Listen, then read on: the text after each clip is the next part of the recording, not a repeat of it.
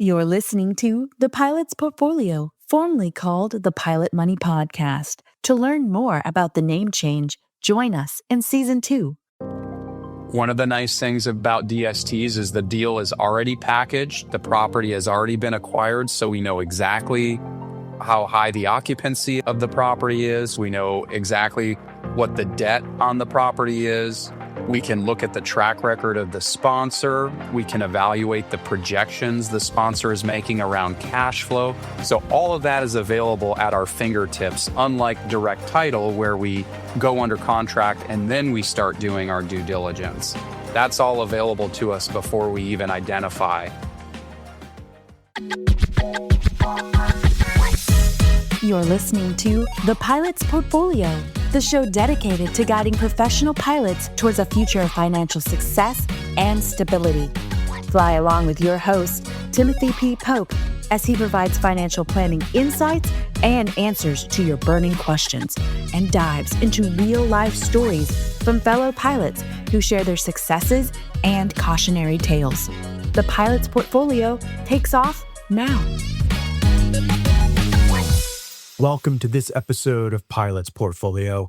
My name is Timothy P. Pope, certified financial planner and owner at 360 Aviation Advisors, where we specialize in the planning needs of the professional pilot. Guys, it is great to be back with you. Great to be back behind the mic. Took a little time off, end of summer, right before school started, and right before the busy fourth quarter in the office. And it was a good time. Discovered mountain biking. It was thrilling. I loved it. The kids loved it. And I think we're going to be doing a little bit more of it, right? I survived. I'm alive. I still have my medical. I had to call fellow podcaster and good guy, Nick Fialka. If you guys listen to him and his show, Ready for Pushback, if you don't, you should, to see what type of bike he uses when he's shredding the trails. So good times. I might be in the market for a bike. So before we get to the meat of today's content, I want to say thank you. So we've got some listener feedback. As you will recall, if you're just joining us, if this is your first episode that you're listening, I don't know, a month ago, 2 months ago, we wrapped up a loss of medical series where we went through all of the major passenger carriers. And then we heard from some of you. You guys didn't let us get away with it. You said, hey, don't leave out the cargo side. So I put it to you. I'm like, hey, you guys want to hear this? The freight dogs out there, do you guys want to hear this? And you said yes. There's a couple emails that came in. So let's take them and see if we pull those up. Let's read those emails, see what you had to say. All right. So this first one is from Derek, and it says 401k scam. So Derek is actually responding to the last podcast that we put out where we're asking, is your 401k a scam? So he says, hello, I also work for UPS. Our union does a really good job of telling us how awesome our loss of medical and AD&D insurance is. But I'd like to hear about how it compares and possible gaps I don't know about. He says, I haven't heard anyone say the 401k is a scam, but some I've talked to would rather put their money in real estate rather than the limited options the company offers for investments. I've tried to tell them about how Dave Ramsey went bankrupt before he started financial advising, but they think there is no chance the mortgages would ever be called again like that. Love the show. Cheers, Derek. So Derek, thanks for listening. Thanks for writing in. And yes, keep sharing the good news with your fellow pilots. Like, diversification is important, and never say never about any asset class, whether it's the public markets, the private markets, real estate, folks' favorite gold. So never say never about any asset class there. Let's see. We've got another one. And this one comes from Jeff. Jeff says, hi, I'm a 23-year FedEx 777 captain. I enjoy your show along with several others, similar podcasts such as Passive Income Pilots. What's up, Tate and Ryan? Good guys over there. He says he would also like to hear some analysis and inclusion of the cargo side of the airline business. We quite often get overlooked by many of the podcasters. Thanks, Jeff. So Jeff, thanks for writing in. So look, I appreciate that you guys writing in. I appreciate the feedback. We've got a pretty busy content calendar here for the fourth quarter, but what we'll do, you got my commitment, it's in the air. We will get that UPS and FedEx loss of medical analysis out to you, in the coming months, I'll say. So certainly before the end of the year, so you guys can enjoy and use that. The other thing I want to let you guys know about, I'm toying with this idea to changing some of the content a little bit in the show. And ideally, I'm wondering about a somewhat live portion, or where, you guys can, instead of writing it, you're more than welcome to write in the questions. Love that. But for those who would want a real-time, instead of live, I should say real-time interaction, where you can come on the show, you ask your questions and get real-time feedback, that could be interesting, and also just diversify some of the content on how we do the show. So if you're interested, if you'd like to come on, if you'd like to get your questions answered, because I guarantee you, if you have questions, there's like 100 other guys in the same exact boat that have the same questions. So email me, info@pilotsportfolio.com. Let's chat and let's make it happen. So with today's episode, you've probably heard, when you sell it, it's the best day of your life. And we are actually not talking about a boat. I'm not talking about a boat. I'm talking about managing rental properties yourself, that perhaps you stumbled into owning these rental properties, or perhaps you intentionally sought them out, wanted to own them, wanted to manage them yourself, and then you realized that your time is not best spent managing the property.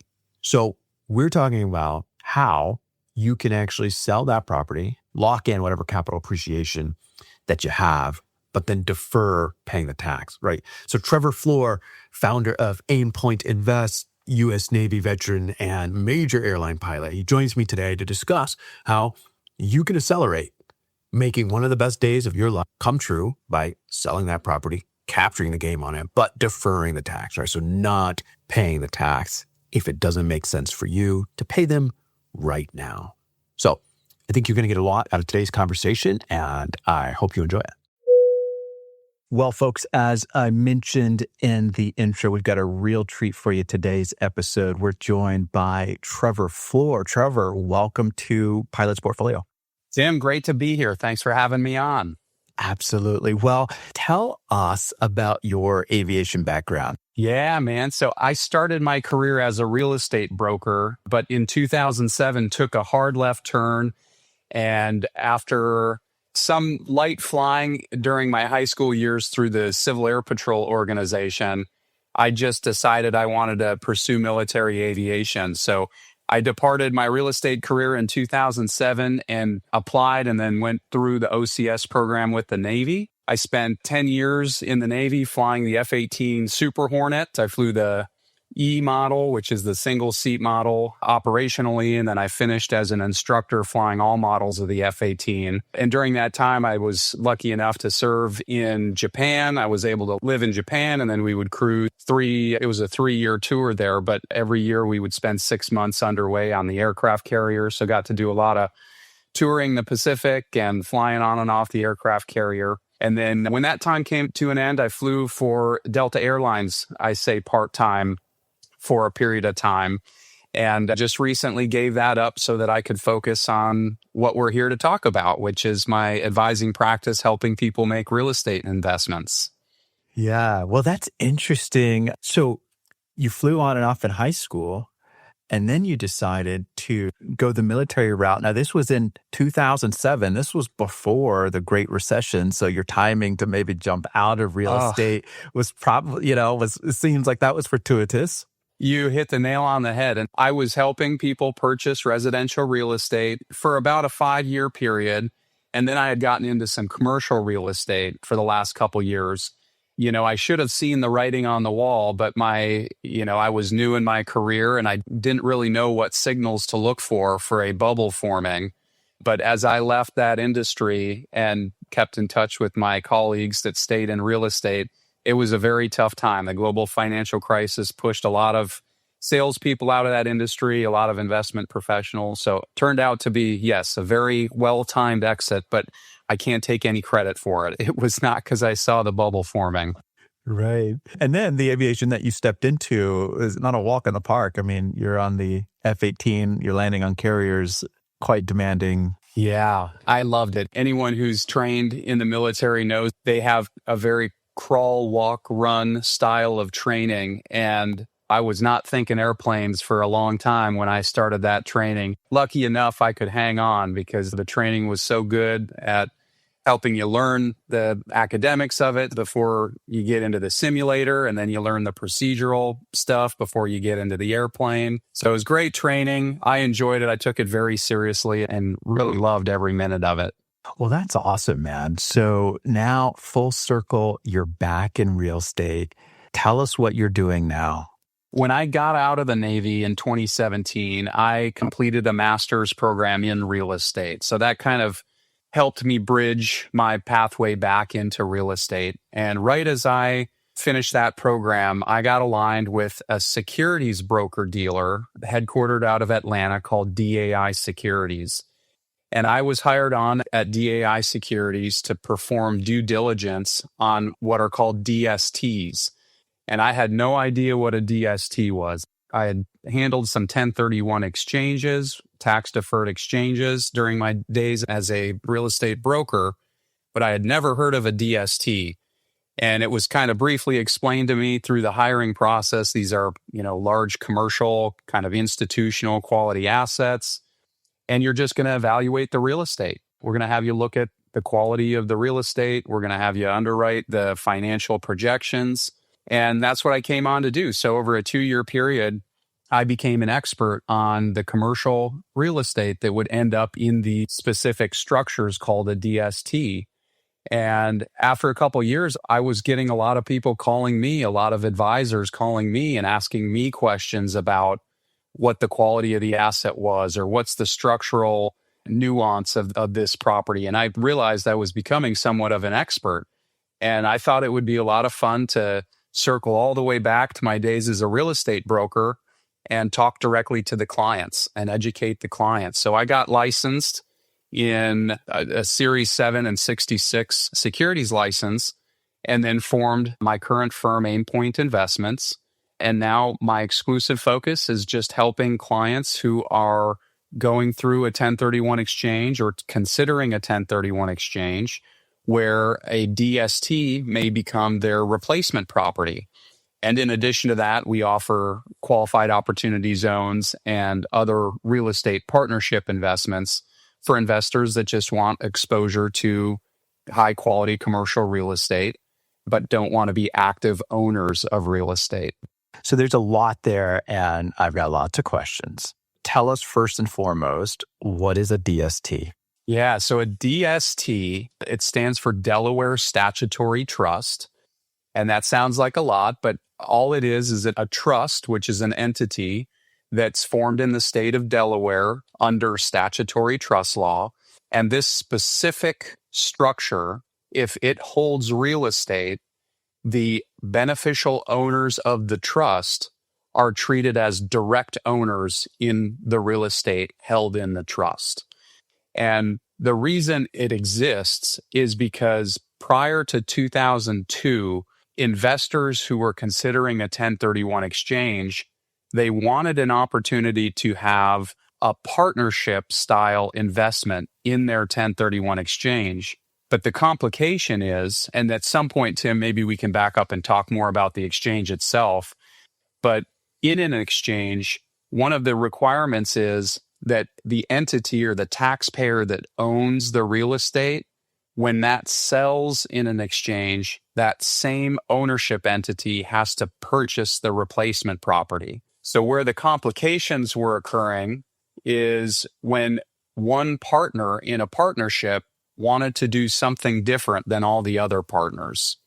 And there really wasn't a solution for that one partner because the partnership would have to be the entity performing the exchange. The DST solved that problem. So now an investor can be an individual that invests in a DST property as an individual.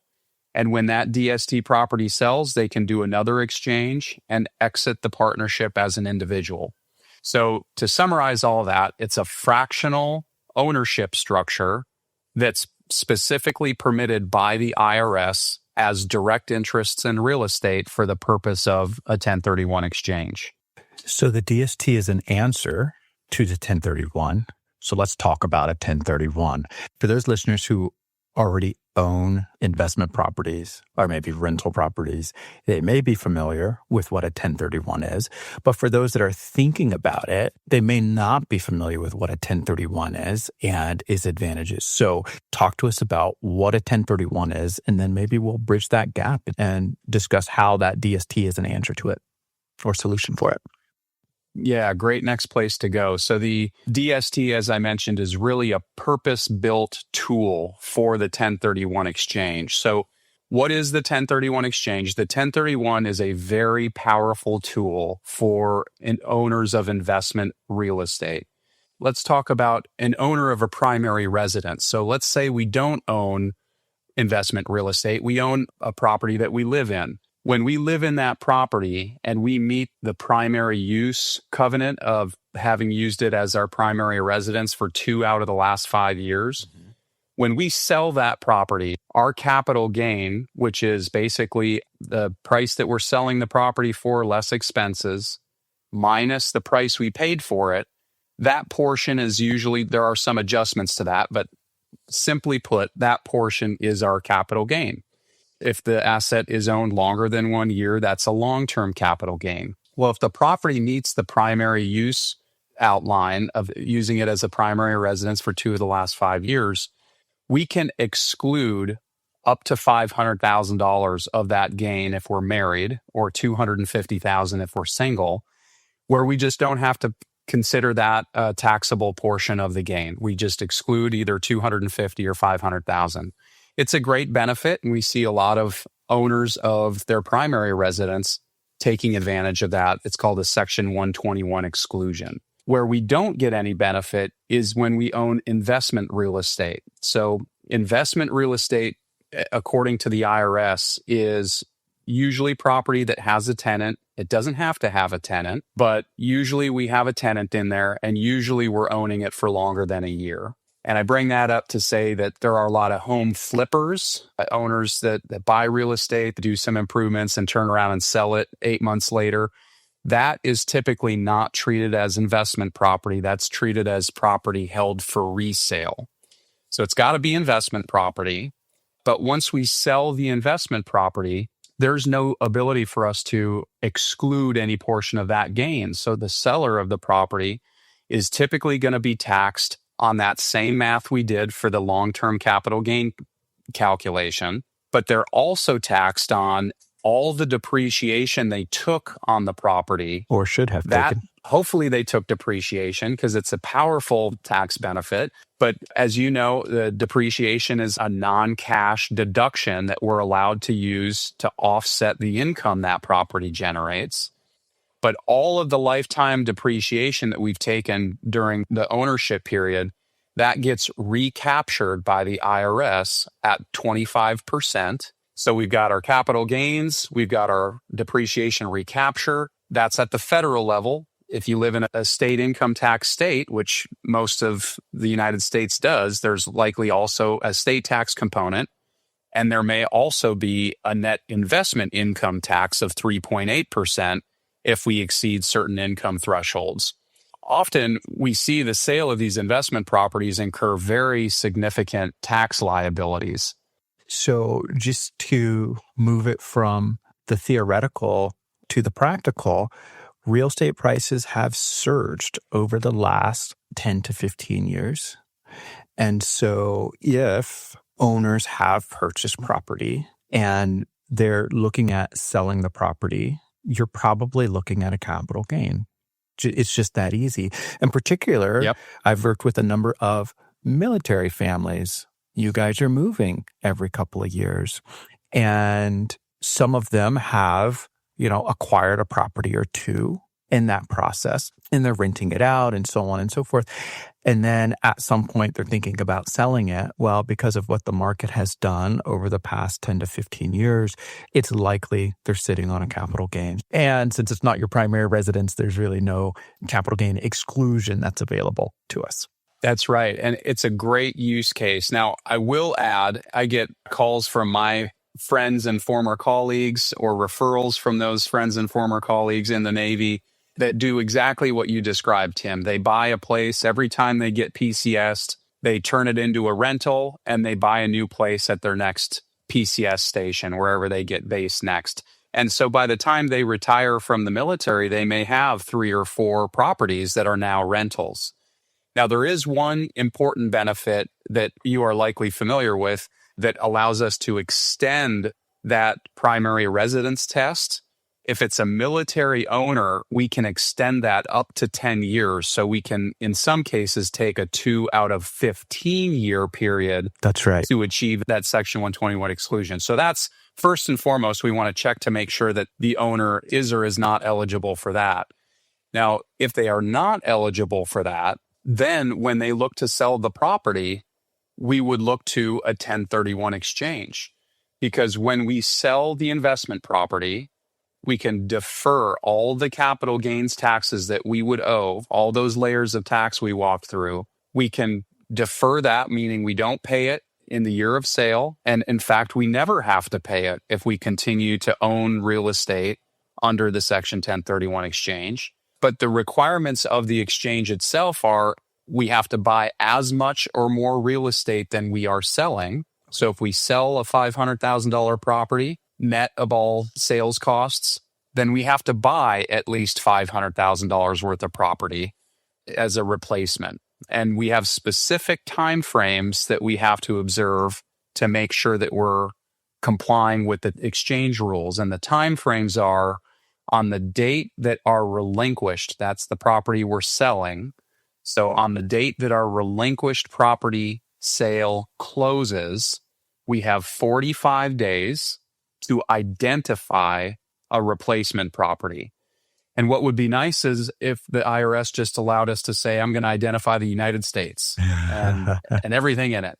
But that's not how it works. They're wiser than that. So they have restrictions on how much we can identify.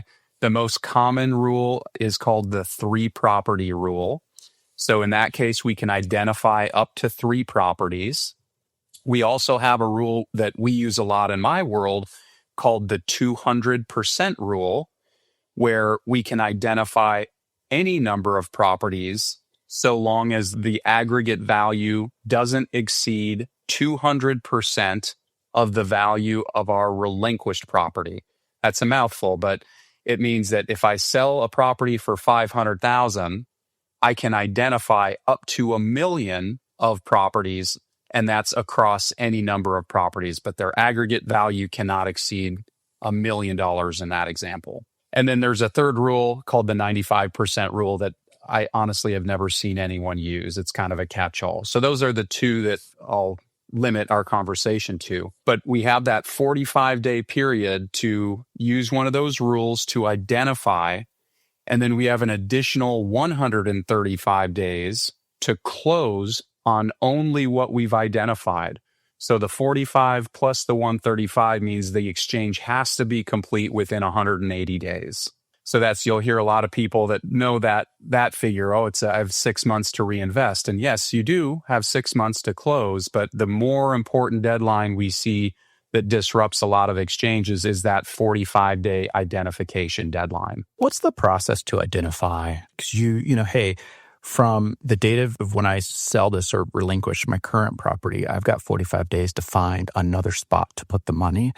And if I don't identify, then the deal falls apart. Those capital gains are going to be due, and I've interrupted my compounding returns, which I don't like to do.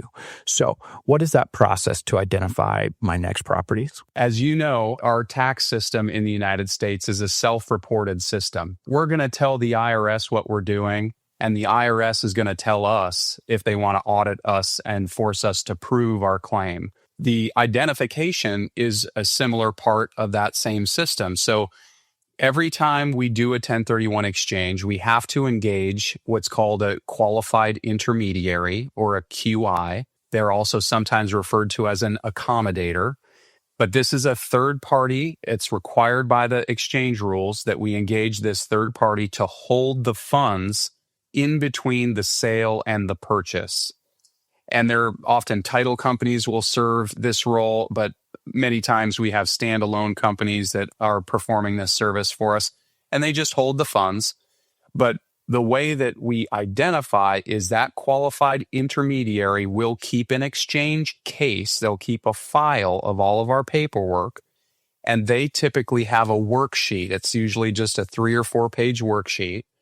And we will have to submit that worksheet to them by midnight on the 45th calendar day, not business day. So we will write down, we have certain requirements on how we want to describe the property. We have to include certain information, but we'll list it on the identification worksheet and then submit that to our qualified intermediary who will hold it in our exchange file.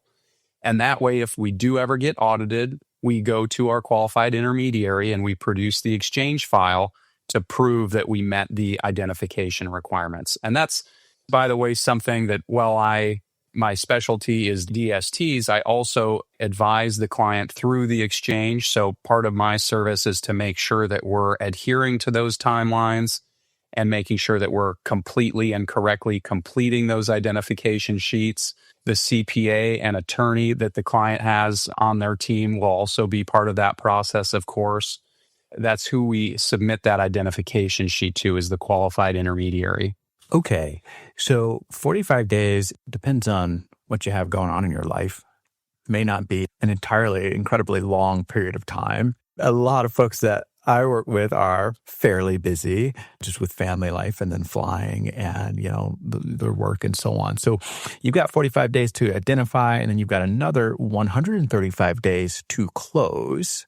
I think it's a good thing that you can identify 3, because how many times if you're going through the process of closing something and then it falls apart at the last minute. So talk to me about that and how the DST helps. You're absolutely right. It is very common for investors to work very hard at the sale of their relinquished property, that they are not focused at all during that process on finding the replacement.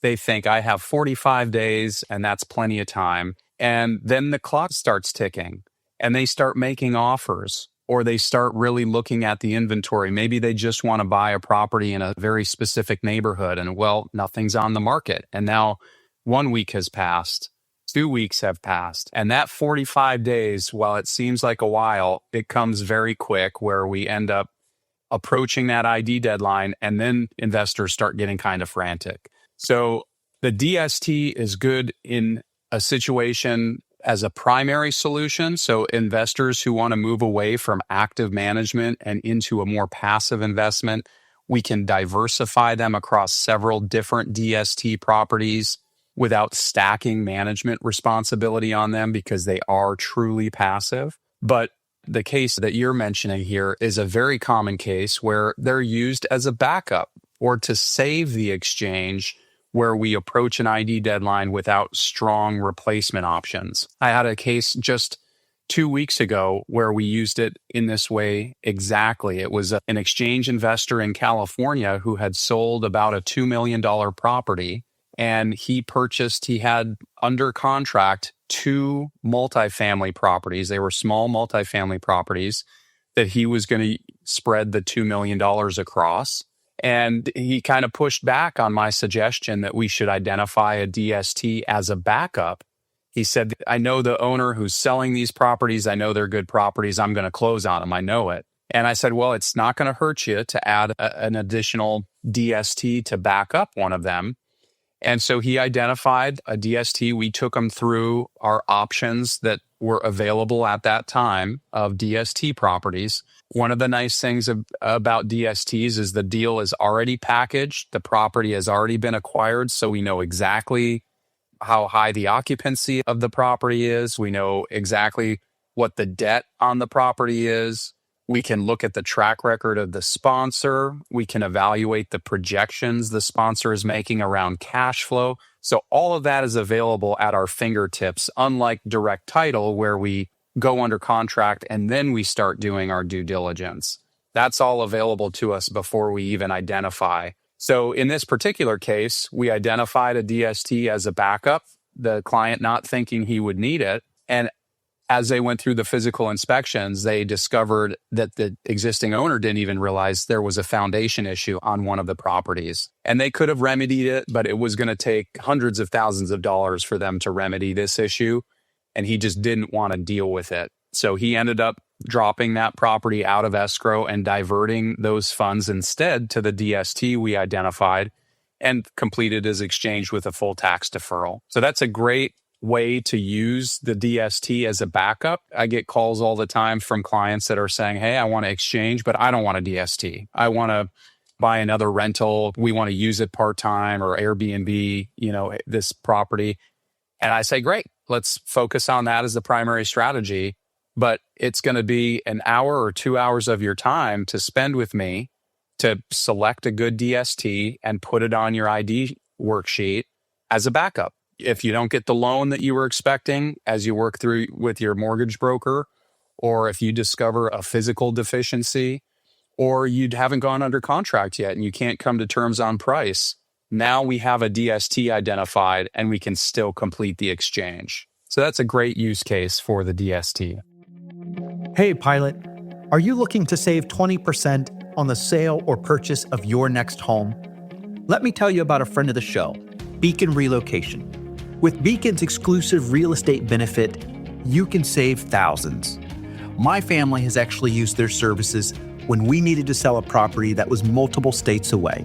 Beacon has over 1,500 experienced agents providing outstanding service and expertise as they guide you through every step of the buying or selling process. They'll even connect you with a national lender who offers competitive rates and discounted programs. As a Pilot's Portfolio listener, you are eligible to receive 20% of the real estate agent's commission towards your closing cost on the sale or purchase of your home. Visit beaconrelocation.com today. Select Pilot's Portfolio via the Apply Now drop-down menu to activate your benefits and make your next move your best move. Buyer credit varies in some states. Contact us for details. So with the DST, you mentioned, hey, you can use it as a backup. You can use it as a primary. I've heard sometimes with single family homes, it's kind of like a boat, right? Like the best day of your life is when you sell them, because when you think about managing single family properties, it is not passive at all. If you're the one managing it, like leaks are not convenient. They don't happen through Monday through Friday, and, tenant issues and collecting rent and so on and so forth. Like it goes on and on. So for folks that are saying, oh man, I've had a good run, but I think I'd like to have a hands-off approach to my real estate investment, so passive. What kind of investment properties are available through the DST? Any owner of investment real estate will agree with you. It is not a passive investment. Even if you have a property manager, you're managing a manager. If you're managing the property directly, then you are dealing with the tenants, toilets, and trash. So it is absolutely an engaging and active investment type. Some investors are okay with that and they have the time and maybe they're handy and they kind of like that work. And others realize after some period it may not be for them. So absolutely, that investor would be a candidate to move to passive investment through a DST. The mechanics of creating a DST are simply, we have a company that is an experienced operator of commercial real estate, refer to that company as a sponsor. And the sponsor is going to go out and find a property, usually a commercial property, a brand new multifamily complex, 250 unit Class A complex as an example. Industrial property, Amazon fulfillment centers sometimes end up in DSTs, storage facilities, hotels. We see all different property types. The process is that the sponsor is going to first identify and acquire the property. Then they're going to form a Delaware Statutory Trust, the entity that we have to hold the property in. They're going to move the asset into the trust, and then they will, if they want to put debt on it, they'll put the debt on it. But now they have to go find the investors. And what they're selling to the investor is called the beneficial interests of the trust.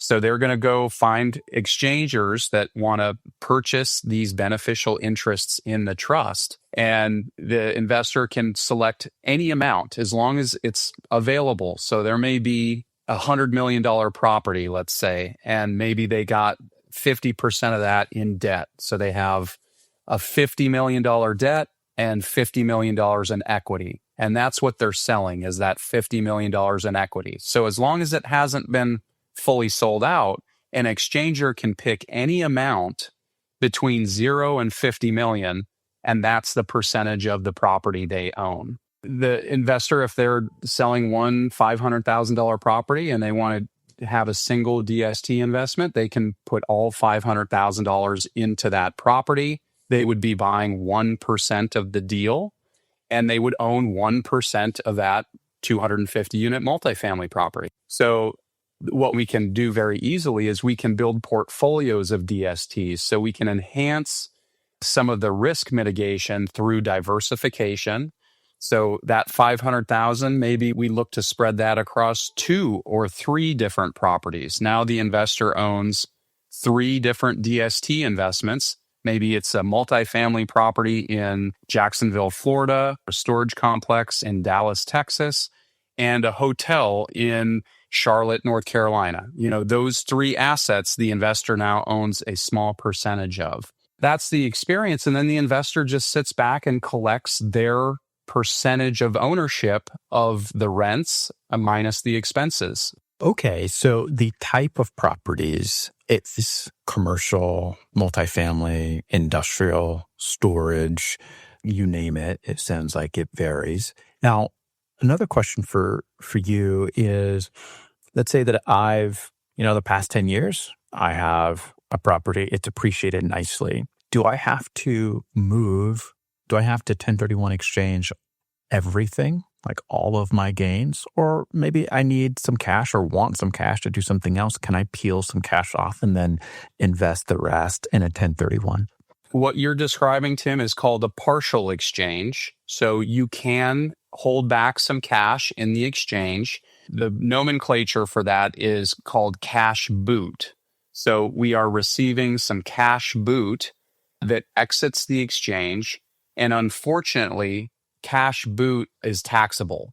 So if we sell a property with no debt on it for $500,000 and we want to hold back $50,000 of that, we can do that, but we're going to pay taxes on that $50,000. And generally, some tax rates can be up to 25% plus state plus the net investment income tax.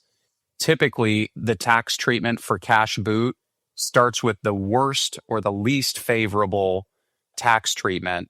So it ends up being very expensive from a tax perspective for us to do that, but it is an option.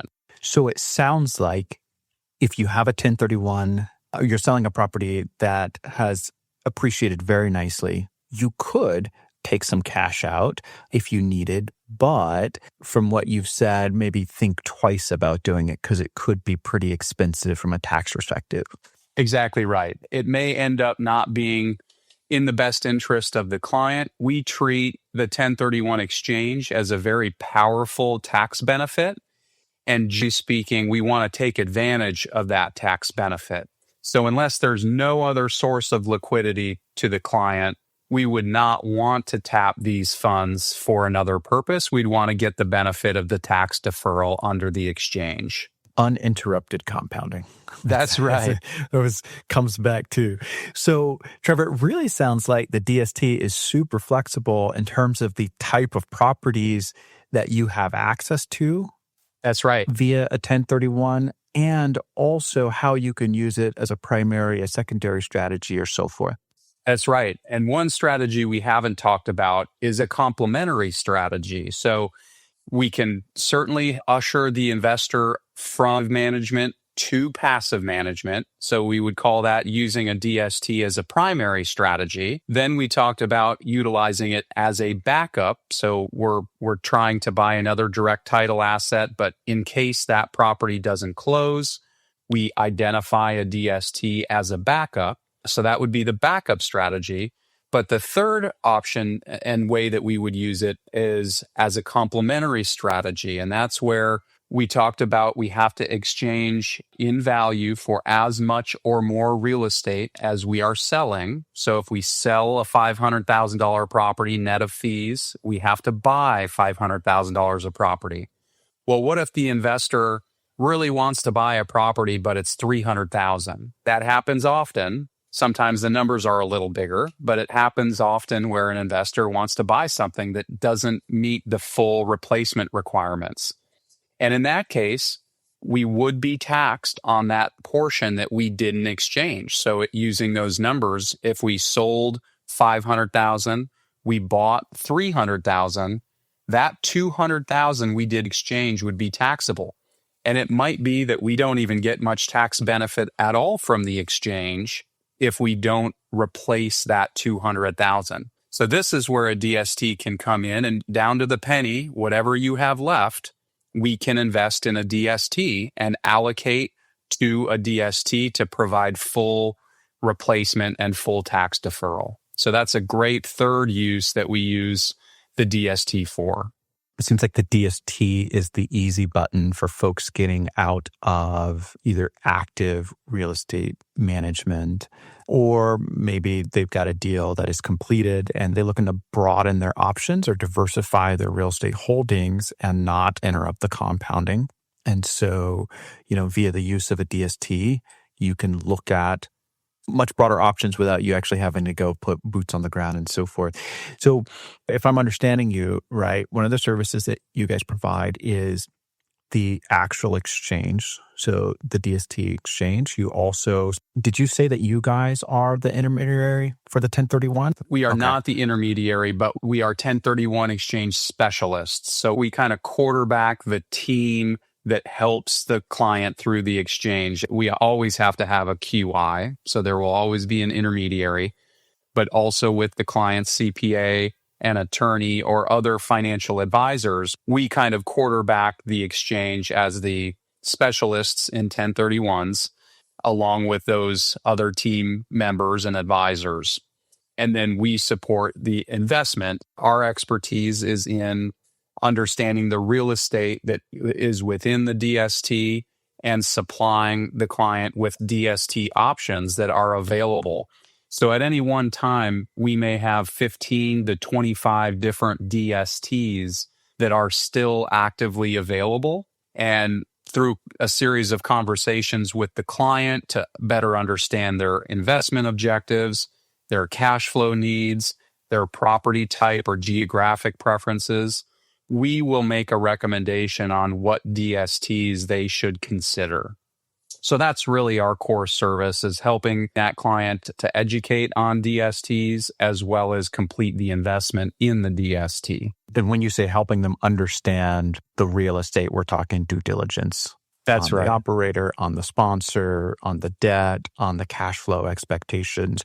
And so, with DST, are we thinking, hey, these are properties that are, the client wants high growth, or is it more of a steady income, combination of both? What do you typically see?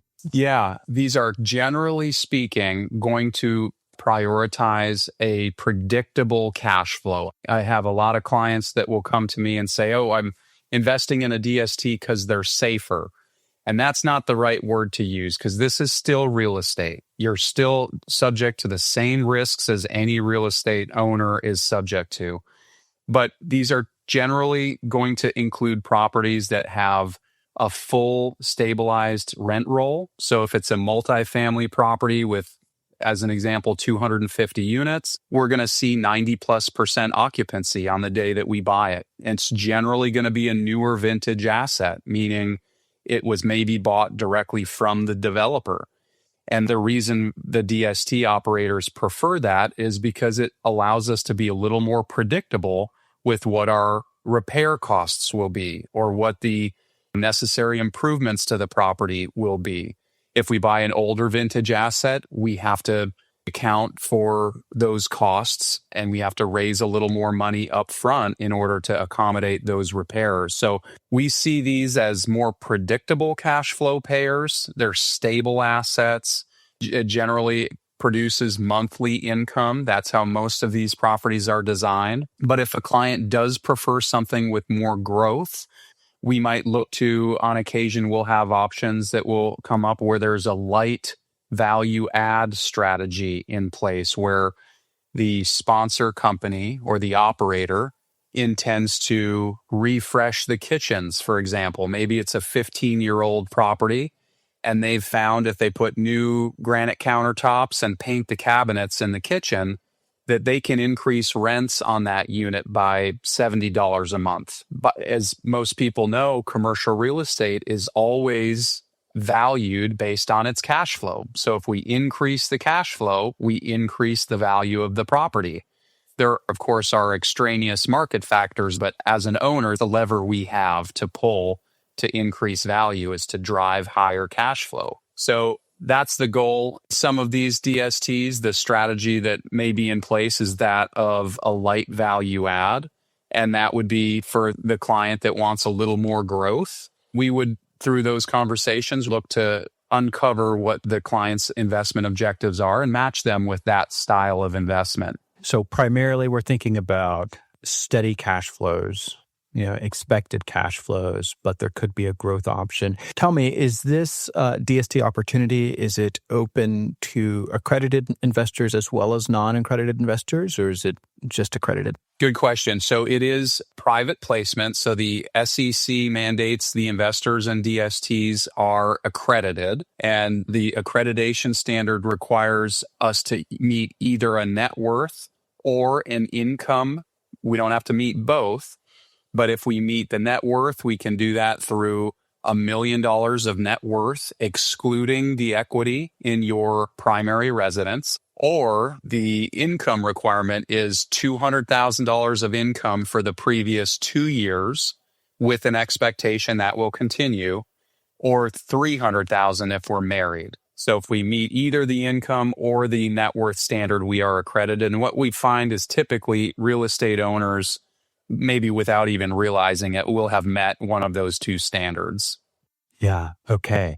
So where can listeners find more about your practice and what you do and the DSTs that are available through your service?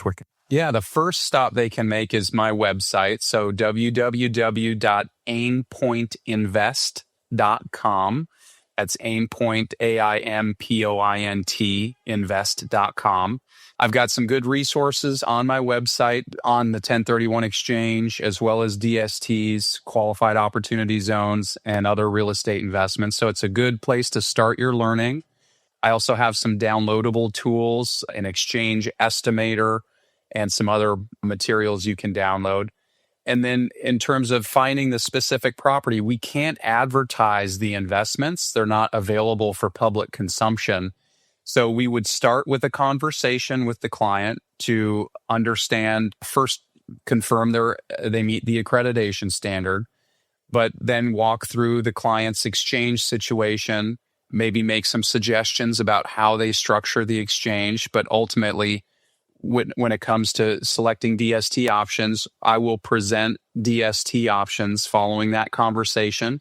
And we've got all the material on the property that we can supply the client. Some exchangers want to get really, and I assume that my fellow pilots are in this category. They want to get really detailed. So we've got appraisal reports, we've got property condition assessments, we've got phase 1 environmental reports, we've got sponsor financial projections, and then we've got, of course, some sponsor track record information to evaluate the sponsor's previous returns they've achieved with other DST investments. So we've got all that information at our fingertips to supply the client as they make their evaluation. Well, this has been great. It's been very informative. I mean, honestly, for the folks who have been managing their own properties and they're saying, wow, you know what, the appreciation has been great, but the management has been a thorn in my side. I'd like to do something different.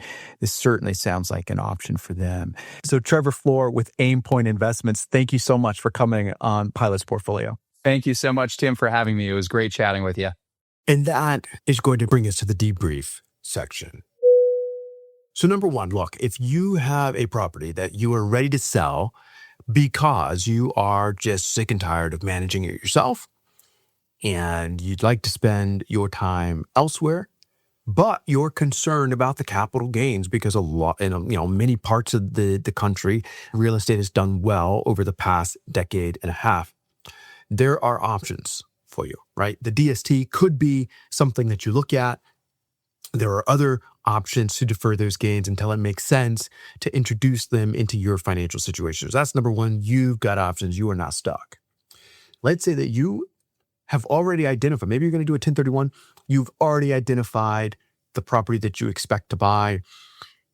Point number two is just have a backup plan, right?